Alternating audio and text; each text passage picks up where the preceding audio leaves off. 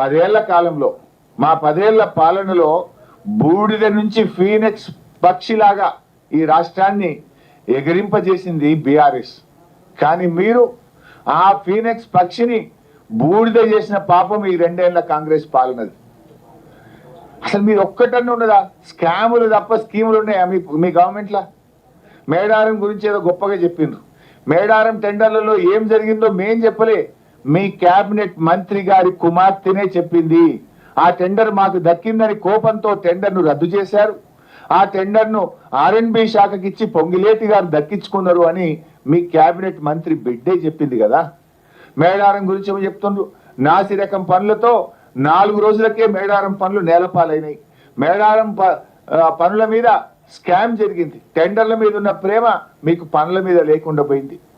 ఇలా గురుకులాల్లో తిండి పెట్టే దిక్కులేదు కానీ ఈయనేదో అంతర్జాతీయ ప్రమాణాలు ఆ స్కూల్ పెడతా ఈ స్కూల్ పెడతా అని మాట్లాడుతుండ్రు.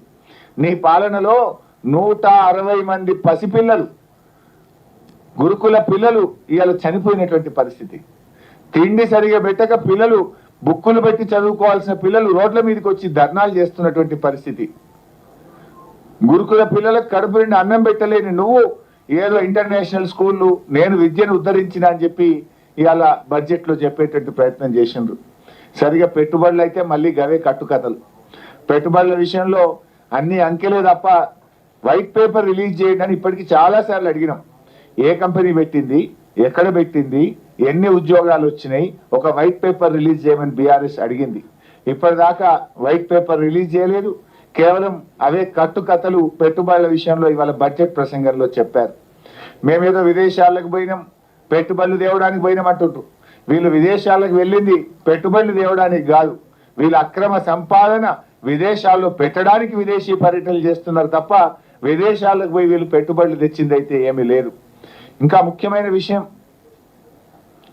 ఒక మాట అన్నారు, తెలంగాణ అభివృద్ధి రేటు అంటే మన జిఎస్డిపి దేశ సగటు కన్నా అధికంగా ఉంది అని భట్టి గారు తన ప్రసంగంలో చెప్పారు. Telangana growth rate is more than the countries growth rate. మరి రేవంత్ రెడ్డి ఏమంటుండే, రాష్ట్రం దివాలా తీసింది, రాష్ట్రం దివాలా తీసింది. బట్టేమో దేశం కంటే మన రాష్ట్రం అగ్రగామిగా ఉంది, మన వృద్ధి రేటు బాగుంది అంటాడు. ముఖ్యమంత్రి ఏమో రాష్ట్రం దివాలా తీసింది అంటాడు. ఎవరి మాట కరెక్టు? మరి దేశ సగటు కంటే మన రాష్ట్ర వృద్ధి రేటు బాగుంటే 6 గ్యారెంటీలు ఎందుకు ఎగ్గొడుతున్నారు? 100 రోజుల్లో అమలు చేస్తామని 6 గ్యారెంటీలు ఇప్పటిదాకా ఎందుకు అమలు చేస్తలేరు? 3 సార్లు రైతు బంధు ఎందుకు ఎగ్గొట్టారు? 3 సార్లు రైతు బంధు ఎగ్గొట్టినందుకు ముఖ్యమంత్రి ముక్కు నేలకు రాసి రైతాంగానికి క్షమాపణ చెప్పాలని చెప్పి మేము డిమాండ్ చేస్తా ఉన్నాం. నేను అనుకున్నా, మేము 3 సార్లు రైతు బంధు ఎగ్గొట్టినాము, క్షమాపణ